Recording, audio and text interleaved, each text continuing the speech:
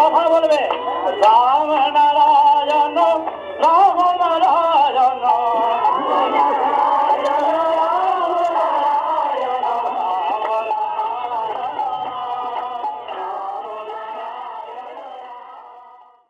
রাম ও নারায়ণ রাম ঠাকুর শ্রী শ্রী বালক ব্রহ্মচারী মহারাজের শ্রীচরণে অনন্ত কোটি প্রণাম জানিয়ে শুরু করছি আজকের বেদ চর্চা।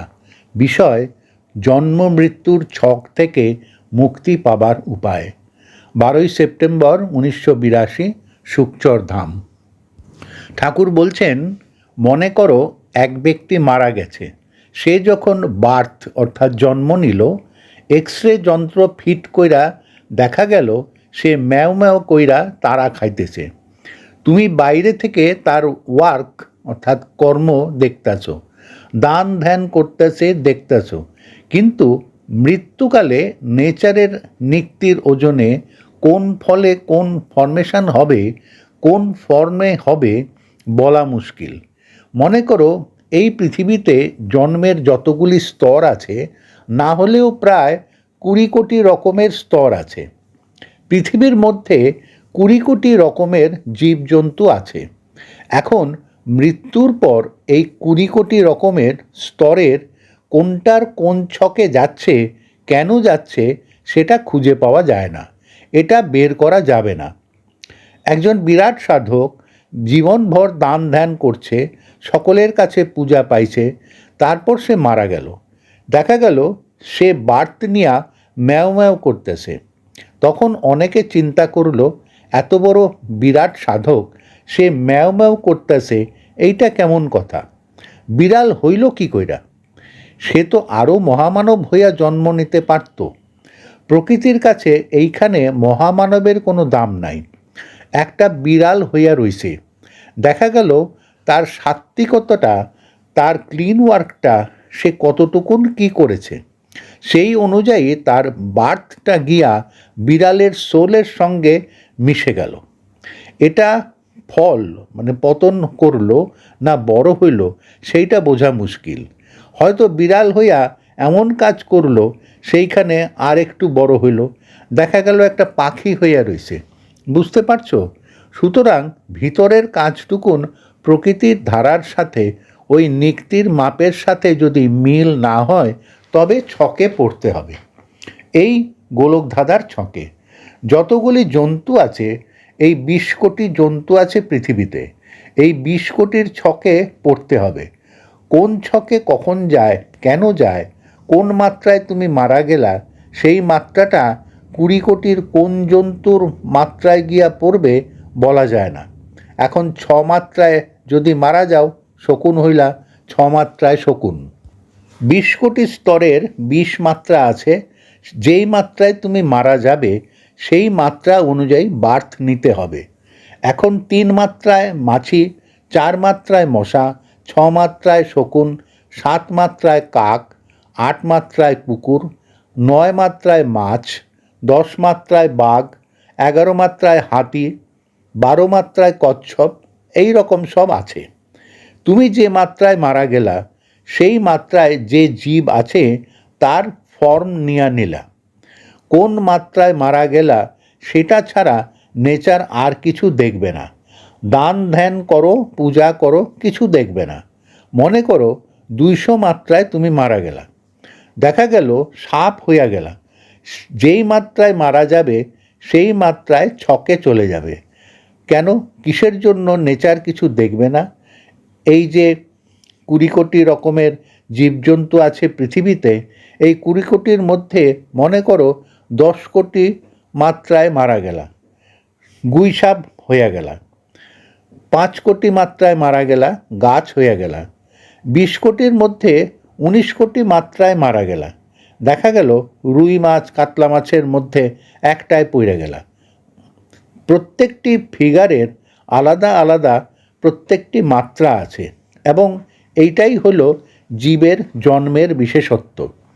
এইভাবে নেচারের জন্ম মৃত্যুর ছকে জীব বারংবার আবর্তিত হয়ে চলেছে। 1 থেকে 20 কোটি পর্যন্ত যে মাত্রা আছে এখানে, এই ছকেই ওঠানামা করতে হবে বারবার।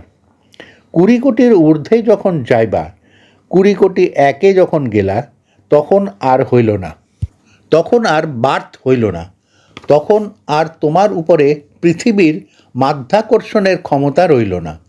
পৃথিবীর মাধ্যাকর্ষণের ক্ষমতা মনে করো 100 মাইল পর্যন্ত। 100 মাইলের ঊর্ধ্বে গেলে আর পৃথিবীর আকর্ষণে থাকবে না, তখন পেট্রোল লাগে না, তখন নিজের গতিতে চলতে থাকবে। 100 মাইলের মধ্যে গেলে পেট্রোল লাগবে।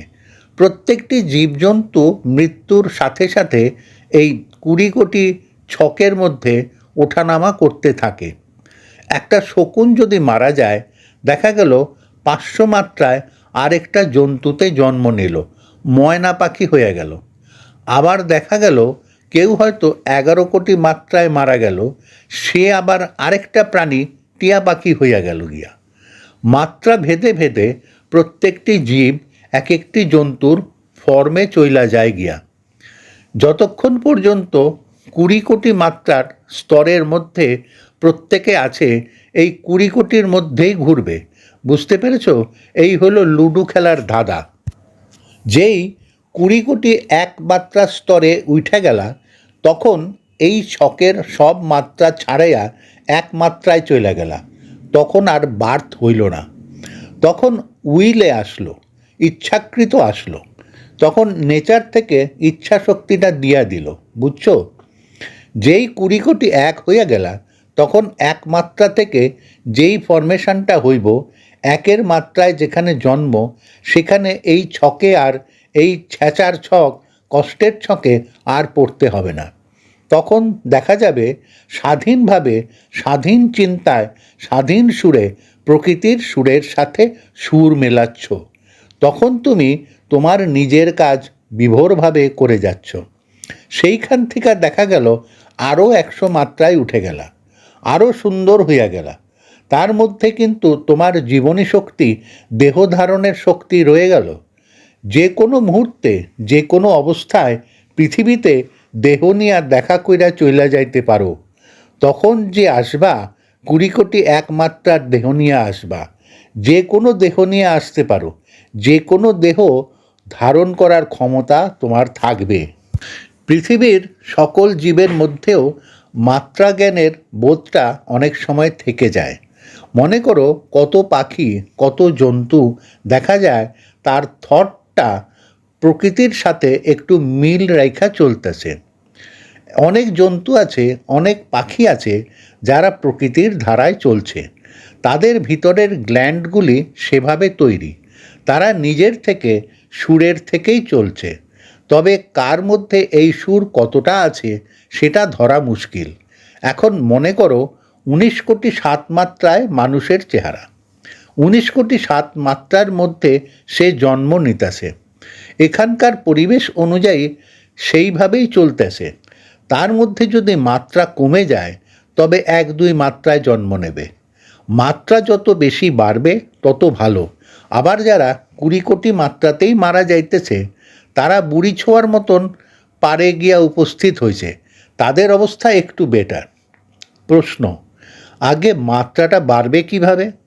ঠাকুর, প্রকৃতির ধারায় যে ধারাটা চলছে, প্রকৃতির ধারার সাথে যুক্ত হয়ে যারা সেটা মেনটেন করবে, তাদের মাত্রাটা বাড়বে। তার জন্য দিয়েছে বুঝটা, বিবেক। প্রকৃতি কত বড় দান করে দিয়েছেন তুমি জানো? অ্যাডজাস্টমেন্টটা হইল নিজের বুঝ, আর কিছু নয়। এমনভাবে তোমাকে ক্যাপিটাল দিয়ে দিয়েছেন, এই ক্যাপিটালটাই হইল বুঝ, সেন্স আর কিছু না। প্রকৃতির চেহারা আর খুঁজে পাইবা না।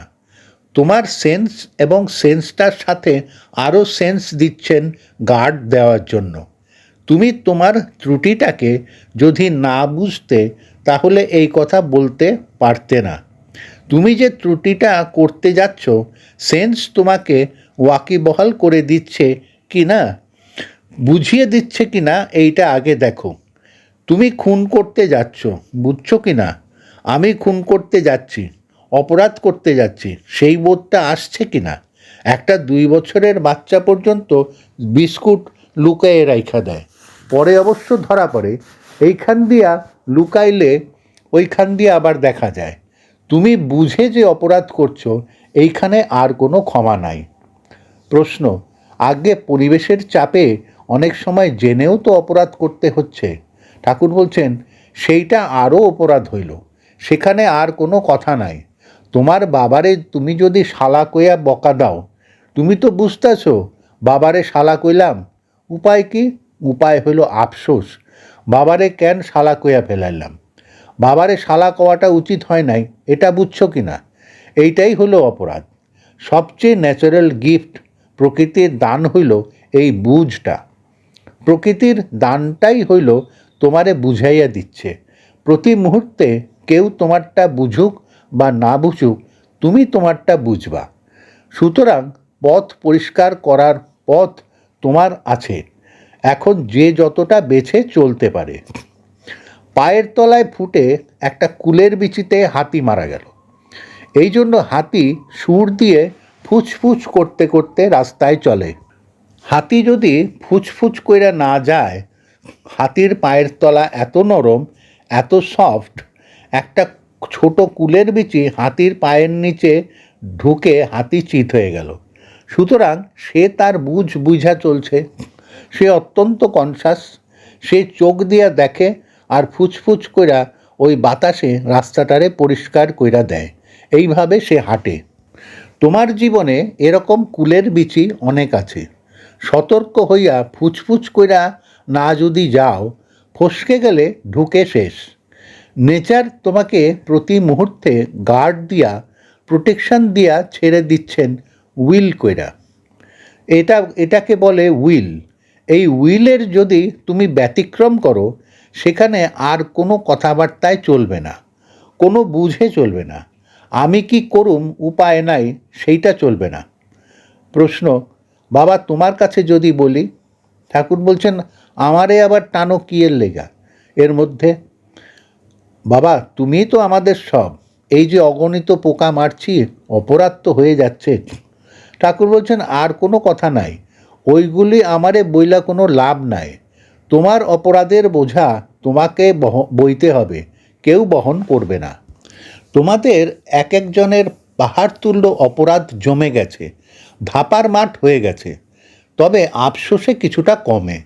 সামান্য সামান্য ত্রুটিগুলো আফসোসে হালকা হয়ে যায়। বসে বসে আফসোস করো, অনেকটা কমবে। উপায় নাই, আমি জন্মের থেকে এই লাইনে আছি, কথাটা বুঝো।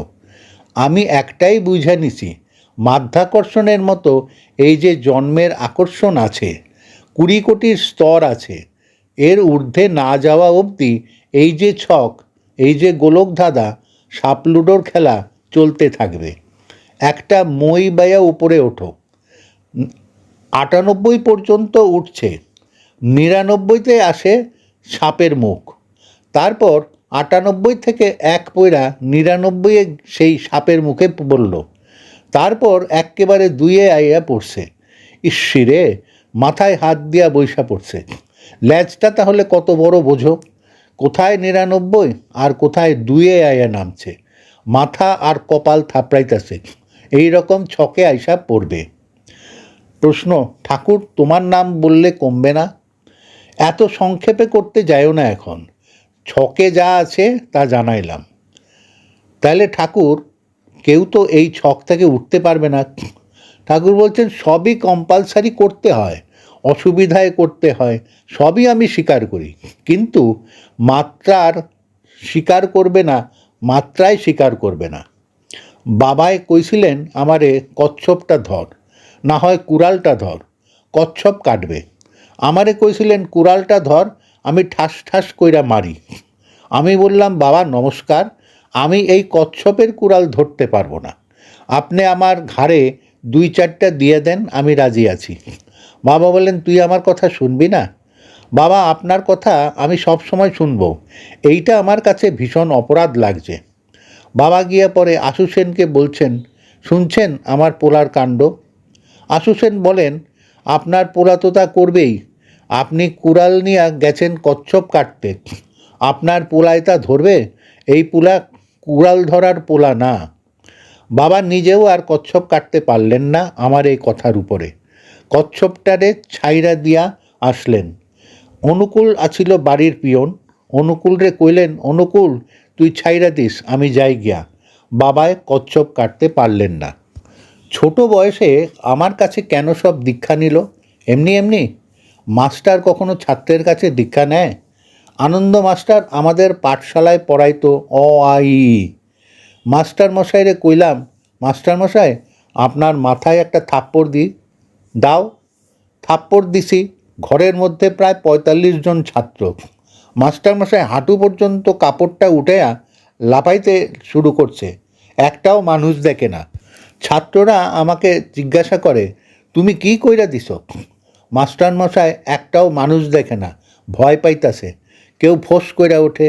মাস্টারমশাই বাইরে গিয়া দাঁড়াইয়া রইছে, সব মাছি মশা ভর্তি, মানুষ একটাই দেখছিল।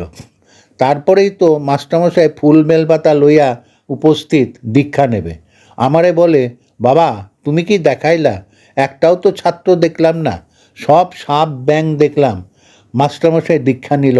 আমি বলি, বুঝছেন তো আমরা কোথায় আছি? এই গ্রামটা ঘুইরা একটাও নিজের সোলটা দেখবেন না, সব অন্যের সোলই বেশি দেখবেন। এক্স রে যন্ত্র দিয়ে দেখলে কোনো জিনিস গ্রহণ করা যাবে না এমন অবস্থা। প্রকৃতি এই বুঝটাকে চাপা দিয়ে দিয়েছে। একটাই বুঝ দিয়েছে, প্রয়োজন ছাড়া সৃষ্টি নয়, আর কারণ ছাড়া এগুলো হয় না। কোনো ফিগার কারণ ছাড়া নয়। ২০ কোটি ফিগার আছে মনে করো। এই ২০ কোটি ফিগার কেন হইল? কারণ ছাড়া হয়নি। এক একটা মাত্রার এতটুকুন চেঞ্জে এক একটা দেহ হয়ে যাচ্ছে, সেই মাত্রাও আবার চেঞ্জ হয়ে যায়। বডিতে থেকেও মাত্রা চেঞ্জ হয়ে যায়, ছেলে মেয়ে হয়ে যায়। এক ব্যক্তি খুব একেবারে সাধনা টাধনা কইরা বাঘের লগে মিশা, সবার লগে মিশা গ্ল্যান্ডগুলো সব আয়ত্তে আনলো। মানুষ অবস্থায় গ্ল্যান্ডগুলো সব আয়ত্তে আনা যায়।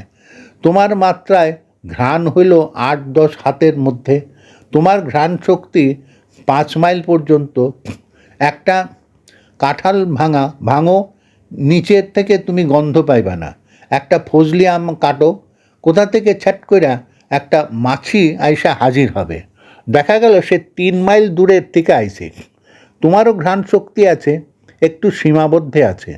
আর মাছির ঘ্রাণ শক্তির ক্যাপাসিটি ৫-৭ মাইল পর্যন্ত। ছোট্ট ওইটুকু দেখলে কি হবে, ক্যাপাসিটি কত বড়।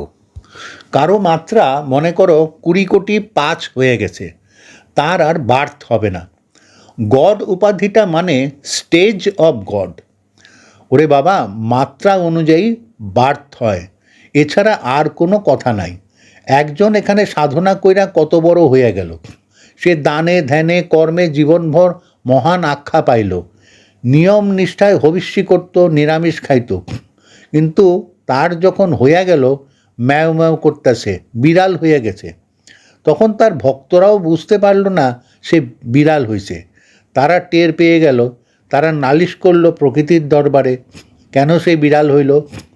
মাত্রা জ্ঞানটা হয় কি করে? মাত্রা ওঠে ভিতরে, ট্যাক্সির মিটার ওঠে ভিতরে। গাড়িটা বড়, মাত্রা উঠতেছে, মাত্রা উঠবে ভিতরে। যত কর্মই করুক, দান ধ্যান করুক, মাত্রা যদি না ওঠে কিছুতেই সে জয় করতে পারবে না। তার মাত্রাটা হয়ে গেছে, বিড়াল হয়ে গেল। বিড়াল হয়ে গেলেই যে মানুষের চেয়ে অধম হয়ে গেল তা কিন্তু না। যে কোনো মাত্রা হইতে পারে, মাত্রাটা যে কোনো মাত্রায় ওঠানামা করতে পারে। যে পর্যন্ত সব মাত্রাগুলির উপরে না ওঠা যাবে, উপরে না ওঠা অবধি মাত্রার ছকে এই গোলক ধাঁধায় তোমাকে ঘুরতেই হবে। এছাড়া আর কোনো উপায় নাই। কে শ্রেষ্ঠ কে অধম বলা সম্ভব নয়। কোন মাত্রায় কে শ্রেষ্ঠ কে নিকৃষ্ট বলা মুশকিল। প্রকৃতির দরবারে সবার সমান অধিকার। প্রত্যেকটি মাত্রার এক পর্যায়, কার পর্যায়ে কি কিছু বলা যায় না। যতক্ষণ পর্যন্ত তুমি মাত্রা জয় করতে না পারো, তুমি এই ২০ কোটি স্তরে ওঠানামা করতে থাকবে। এই 20 কোটি এক মাত্রায় চলে গেলা, ব্যাস তখন বোঝা গেল সব। মাধ্যাকর্ষণের কবলে যতক্ষণ পর্যন্ত থাকবা, যত ঊর্ধ্বেই ওঠো ধূপ করে পড়ে যাবে। তার আকর্ষণের ঊর্ধ্বে যেই উঠে গেলে তখন আর কারো কোনো কিছু থাকবে না, শুধু প্রকৃতির আপন সুরে আপন ধারায় চলতে থাকবে। এই জীবনভর কি কাজ করলো, আর তীর্থ করলা না দান ধ্যান করলা, এইগুলিতে মাত্রার কোনো বেশি কম হয় না।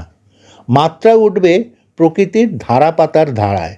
যেইভাবে প্রকৃতির সুর গাঁথা আছে, সেই সুরের সাথে যে হাত মিলিয়ে চলতে পারবে সেই সব জয় করতে পারবে।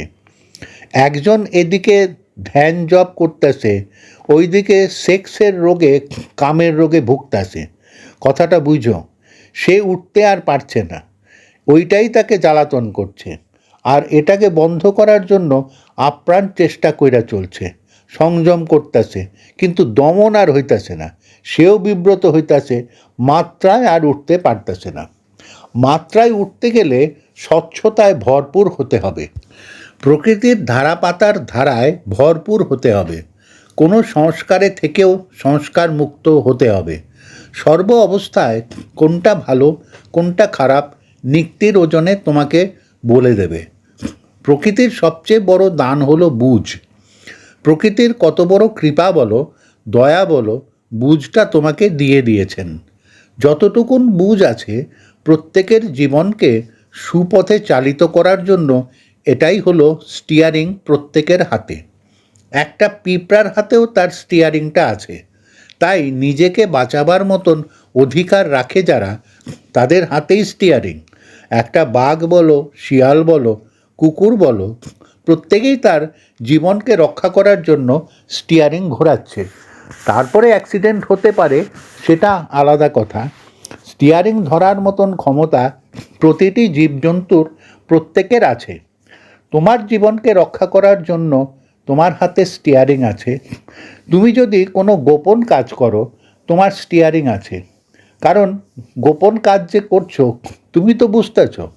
যদি না বুঝতে গোপন কাজটা, তাইলে কোনো কিছু বলার ছিল না। প্রকৃতির এই মহাদান জীবনকে রক্ষা করার জন্য, পবিত্রতাকে রক্ষা করার জন্য এবং যার যার মাত্রাকে বাড়াবার জন্য আর শেষ মাত্রায় পৌঁছবার জন্য এই স্টিয়ারিং তোমাকে দিয়েছে। তুমি অন্যায় করতেছ, ভালো মন্দ কাজ করতেছ, কিন্তু অন্যের কাছে ঢাক পিটাইয়া চলছ আমি সাধু, আমি গুরু। ওই সমস্ত এখানে চলবে না। তুমি তোমাকে ফাঁকি দিচ্ছ কি না আগে দেখো। তুমি তোমার স্টিয়ারিং ছাড়াইয়া চলছো কি না, এই বুঝ তোমার আছে কি না আগে বোঝো। এই বুঝ প্রত্যেকের আছে। জীবজন্তু 20 কোটি যদি থাকে পৃথিবীতে, এই বুঝ প্রত্যেকের আছে। এই বুঝ ছাড়িয়ে তুমি যদি চলো, বুঝকে দাবিয়ে রেখে যদি তুমি চলো, বুঝকে ধাক্কা দিয়ে সরিয়ে রেখে যদি তুমি চলো, আরেক গুতা দিয়া চলো, তুমি তো বুঝতেছো তুমি ত্রুটি করতেছ। তাহলে মাত্রা তুমি কি করে উঠাবে? মাত্রা যদি উঠাতে চাও, তোমার নিজস্ব চিন্তাধারায় স্টিয়ারিংটাকে, বুঝটাকে এমন পাকা রাখতে হবে যে অন্য পথে যেতে বললেও তুমি যাবে না। না গেলে এমন অবস্থা, তখন তোমার অনেক যুক্তি আছে। তাহলে আমি চলুম কেমনে? তাহলে তো মার খাইতে হবে, তাইলে তো আমার অসুবিধা হবে, তাইলে তো আমার ঠকাতে হবে, ইত্যাদি অনেক কিছু কারণ তোমাদের আছে। কিন্তু মাত্রা তো কোনো কারণ দেখবে না। তালে ভুল হলে ভুলই। তোমার তাল যদি ভুল হয়, সেই তাল ভুলই রয়ে গেল। সেটা গোজামেল দিয়ে বলার চেষ্টা করবে না, আমার পেট ব্যথা হয়েছিল, আমি তালটা ঠিক দিতে পারি নাই। হ্যাঁ, কারণ নিশ্চয়ই আছে, কিন্তু কারণটা তো মাত্রায় শুনবে না, প্রকৃতির মাত্রায় সেটা শুনবে না। দেখো না, ঝড় হোক বন্যা হোক উদার চিত্তে সে দিচ্ছে, আবার ধ্বংসও উদার চিত্তে করছে। দুইটাই সমানভাবে চলছে সব। তার মধ্যে দিয়ে তোমার চলতে হবে।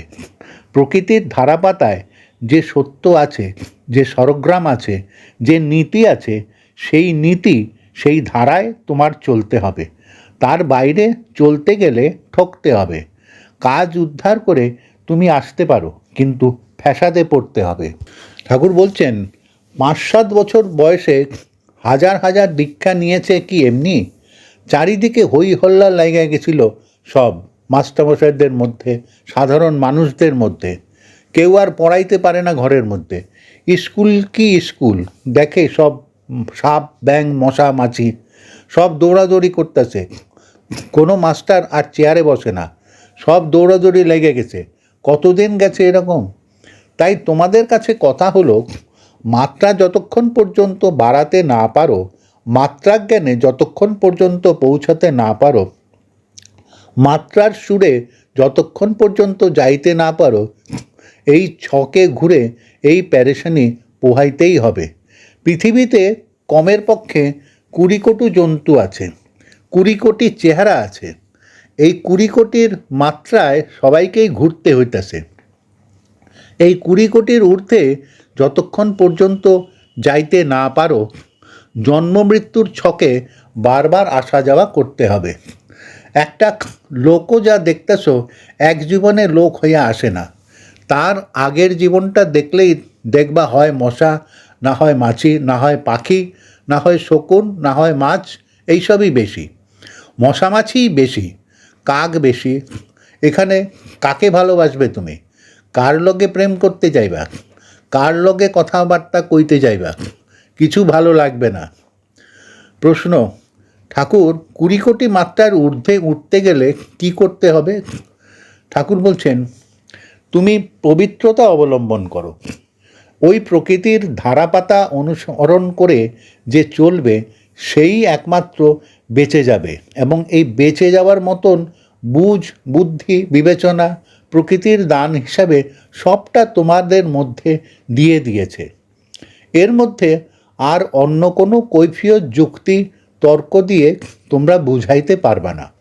যত কারণই থাক, যত যুক্তিই থাক, যত যা কিছু থাক, সবটাই মাত্রা ছাড়িয়ে, বুঝ হারিয়ে অবুঝ হয়ে যাওয়ার মতন কিছু নাই। আবার মাত্রার ছকেই সব গড়া। তুমি কোন কারণে কোন মাত্রায় গেলা তাতে কিছু আসে যায় না। ওই 20 কোটির মধ্যেই ঘুরবা আর কি। একমাত্রা সব সময় থাকে না। মৃত্যুর সময়ে মানুষের মাত্রা মানুষের থাকবে তা থাকে না।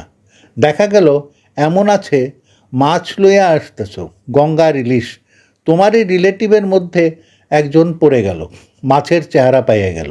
প্রশ্ন, ঠাকুর আমরা কিভাবে চলব? ঠাকুর বলছেন, সেই বুঝ বুঝে ওই মাত্রা মতন চলবা, আদেশ মতন চলবা। যেভাবে আদেশ করব, আদেশ মতন চললেই একমাত্র লাইন মতন চলতে পারবা। কারণ মনে রাখবা, পাহাড়ের গায়ে মাত্র আধা তো রাস্তা নয়, পাহাড়ের গা দিয়ে দিয়ে চলতে হবে। পইরা গেলে 4 মাইল নিচে গভীর খাদ, বাঁদিকে পাহাড়টায় ছোট্ট একটু রাস্তা, একটু অন্যমনস্ক হইলেই ব্যাস। এইভাবে তোমাকেও চলতে হবে, গভীর সতর্কতার সঙ্গে চলবা, তা নাইলে উপায় নাই। ওইখানে বাহাদুরি করলা, ওইখানে আরেকজন দেবতা সাজতাছে, মহাপুরুষ সাজতাছে। সব সাজাসাজির শেষবেলা বিড়াল আর ব্যাঙ ছাড়া আর কিছু না। ওইগুলির কোনো দামই নাই, সব সাজাসাজির খেলা। আমি এইসব ঠাকুর ঠুকুর বনতে চাই না। এখানকার এই ঠাকুর আমি হইতে চাই না। যেই ঠাকুরের ঠাকুরত্ব থাকবে না, ভগবানের ভগবত্তা থাকবে না, সেখানে এইসব সাইজা লাভটা কি?